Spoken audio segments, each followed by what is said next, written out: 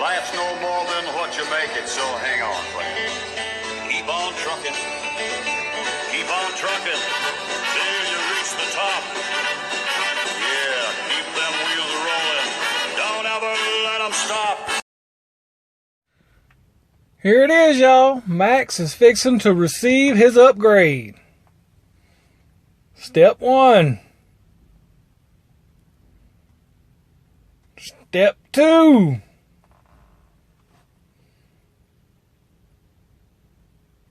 And the final product. What do y'all like? I like them. I hope y'all like them, man.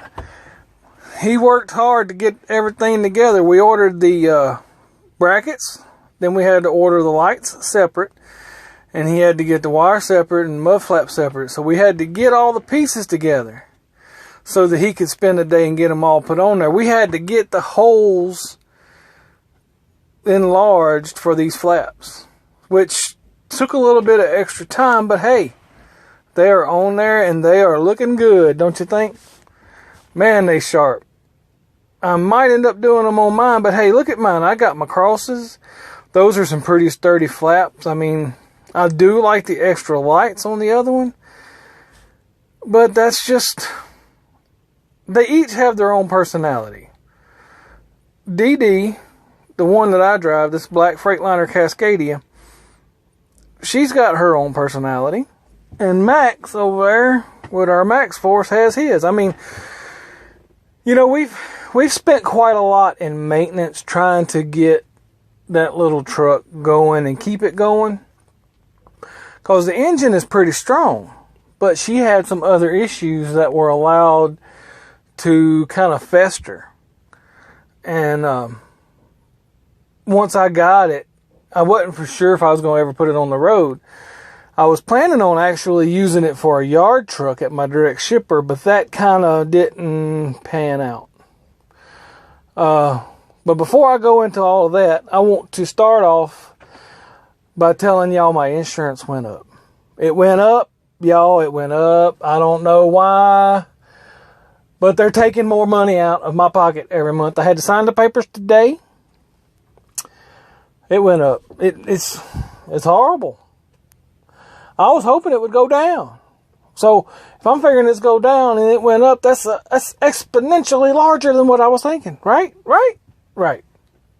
Okay, you ready to know how much? I'm going to go quit playing games with you. It went up $40 a month. That's not for my liability. See, my liability for my authority don't come up until September. But this is the renewal for my physical damages and my trailer interchanges and stuff. It came due now, which that means it's the sign of my 6-month anniversary of having my authority. It's right around the corner, right around the corner, and I'm waiting on the call or the email from the DOT to come and get me started with my 6-month audit. Yay, we're looking forward to that. Not really, but we're going to do our best either way. I mean, what's the worst they could do? Shut me down and I have to go back to leasing on to somebody? Hey, whatever happens, happens. But I'm doing the best I can to make sure I've got all of my systems and protocols and stuff in line, so the DOT won't come and say, boy, you got to shut it down. I'm going to say, no, sir, I don't want to shut it down. And they say, boy, but we're not going to go there. Everything's going to be fine. I'm sure I've got everything I need. But those flaps and hangers and lights and everything together, I haven't done a full cost. What happened is I was looking at it one day. I've been looking at it since I got the truck. I can't stand those flappy, flimsy hangers, and they just look trashy to me. So we were having a pretty good week one week, and I went back there, and me and my driver was talking, and I told him, I said, man, let's just do it. Let's just go ahead and chop them and swap them, and let's make them pretty. So the way we operate is I have a business card, and I got him a card also to use on my account. This account has $1,000 balance. I trust my driver. So he has his card, and he can use whatever he needs to for our business off of that card. No matter where he's at. Walmart, Dollar General, the auto parts, or anywhere, he can use that card to get whatever he needs for our truck because he has a mechanical background. And I trust him. So he gets what he needs and he brings it home and gives me the receipt whenever he's done. So what he did is he goes online and he starts looking for us some better hangers. And he found these on sale and he ordered them. Actually, he asked if I approved, and of course I did because they look great. And I knew they were going to look good on our little truck. So he ordered them, and then we had to wait like 2 or 3 weeks just for the lights to come in for it because, you know, the lights can be extremely expensive if you... they had these clear ones that lit up red or yellow or whatever. And I seen a truck that had those clear ones, clear LED lights on. Man, they look good. And that's the way I was going to go, but they were like way more expensive. So that's why we got the lights we did. And I think they look good on there. I really do. I think he did a great job installing and picking them out and getting everything set up. Now we're thinking about putting the crosses on his flaps also. Like I have on my truck, like I have on DD. But see, DD don't have as much chrome on her as his truck does. I'm trying to, because he has that big old polished aluminum bumper on that thing, and I like it. And it looks really good with the chrome. And I mean, the truck, I mean, that added value to it because it was looking trashy. It's a well taken care of truck. I do have a couple of more things that we want to do to it, but our maintenance on that truck has been pretty high over the last little while since we got going. And, well, long story short is I want to try to make a little bit more money off of it before I take it in. Because what I'm going to do is I'm going to take it into the international place. And we're going to get an overhead done. And that should fix one of the leaks. And we're going to get it going through front to back. Because, see, we thought we had a problem. The last thing we had done was an exhaust sensor, which was triggering the system to say that it needed to have a regen. But it wouldn't let us regen with the button in the truck because the check engine light started coming on. Long story short, we took it to my new mechanic because he did really well with that. He jumped right on it, and I really appreciate him. And see, my driver, he don't have all the computers and stuff to do all that, so we had to go to this other guy. Anyway, he got that sensor on there, and it was showing that the truck was not getting hot enough to do the regen properly. Because the filters were changed out less than 100,000 miles ago. They were cleaned out. I mean, I got the maintenance records on the truck and everything from Ryder. I checked it from top to bottom. It's a good buy. I mean, it don't have the DEF. You just have to regen it. It's got the big old filters up in the exhaust. They can be expensive, but we did not have to do that because they've already been cleaned out twice in the life of the truck. So I'm thinking we're going to run it like this for a while before I go and do the overhead.